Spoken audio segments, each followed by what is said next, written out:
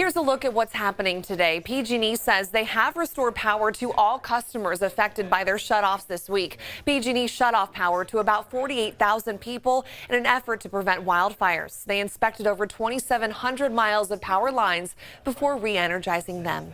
And a man from Missouri suspected of flying to California and starting more than a dozen fires last weekend is being held on $500,000 bail.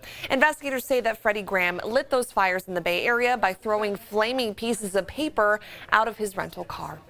Are you ready to get away to Hawaii? Well, check this out. Southwest Airlines says that it's moving its launch date to its service between Sacramento and Honolulu. They're also adding flights to Maui. The first flight to Honolulu will be November 10th, and that's 2 months earlier than they previously announced. Even better news is that they're also lowering the prices on some of those new flights to as low as $99 one way. So aloha to that.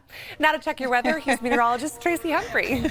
Boy, you got my attention with that $99 to Hawaii, Madison. Let's talk about our temperatures. Yesterday was a hot one, so let's revisit it quickly. 100 degrees in Sacramento, 102 in Fairfield, 99 degrees in Stockton, 95 in Modesto, and we even had some warm conditions up in the Sierra with 76 in South Lake Tahoe and 79 in Truckee. Now, right now, similar conditions for the higher terrain, but take a look at what happened for the valley and the foothills.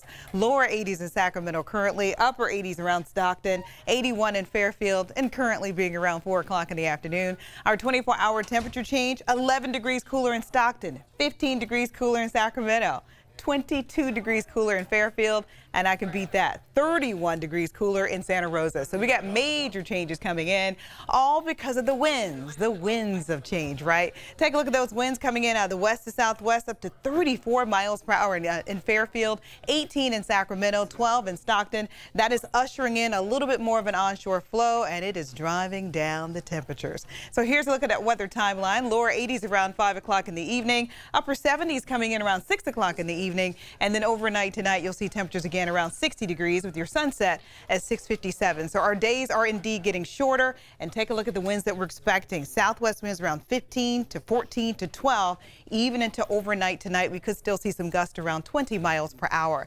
That's going to lead to even cooler conditions coming in for tomorrow. So weather headlines, the fire weather is out of here. The winds have changed. We're starting to see much better conditions across the area, and looks like the first weekend of fall will indeed be quite fall-like. Let the cool down begin, right? Today we cool down, tomorrow we cool down even more. And chain controls this weekend? Yeah, we have a really good opportunity for picking up some appreciable snowfall, 5 to 6 inches possible, slightly below past levels. So if you're camping out this weekend, if you're hiking in the Sierra, if you're driving in the Sierra, you need to make sure you know what's going on with the weather, because you could have some significant travel delays. That is a look at your weather forecast, and now you're all caught up with what's happening today.